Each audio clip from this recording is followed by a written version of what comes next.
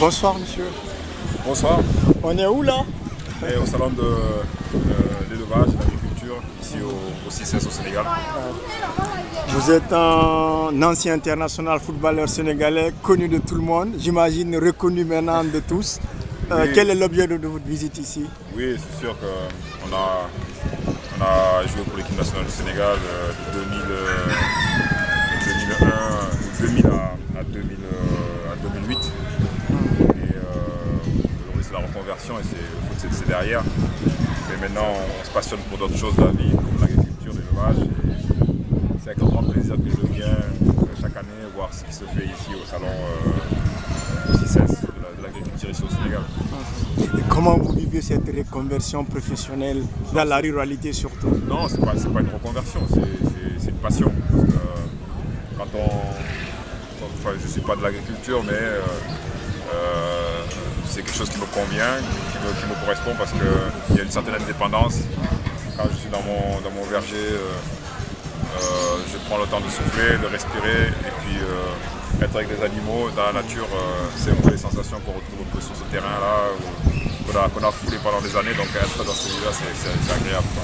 Est-ce que vous pensez qu'après le football, l'agriculture vraiment est la solution?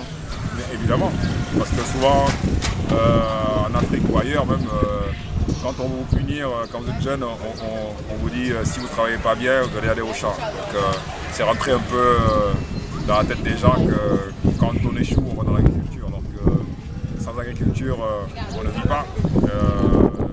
C'est l'avenir et puis il faut cultiver, il faut que la jeunesse africaine se mobilise pour sortir des villes et aller cultiver les terres qui sont là et nourrir la population africaine qui est de plus en plus importante. On a aussi récemment vu l'international togolais Adebayor se lancer dans l'agriculture. Mais ça m'a fait plaisir parce que je pense que c'est des modèles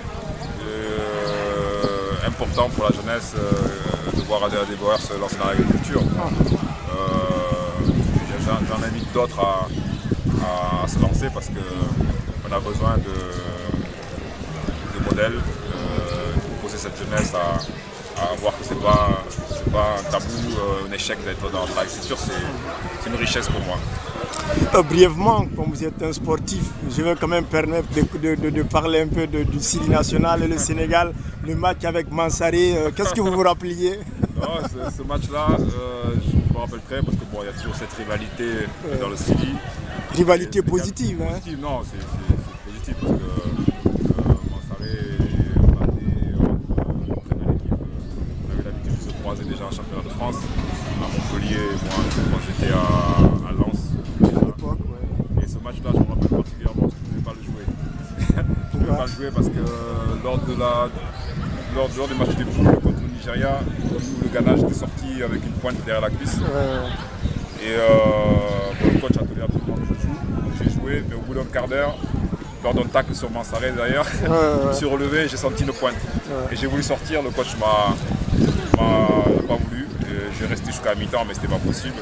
Avec une douleur, c'est ça? Avec une douleur derrière la cuisse, c'était impossible avec un attaquant aussi virevoltant que Mansaré. Il faut être réactif sur ses appuis. Donc j'ai tenu comme je pouvais jusqu'à la mi-temps. Après, c'était pas possible avec un trou derrière la cuisse. Mais en tout cas, cette rivalité continue dans le positif et c'est le droit des pays frères. Il faut cultiver ça et puis c'est surtout que le meilleur gagne à chaque fois et puis on passe à autre chose.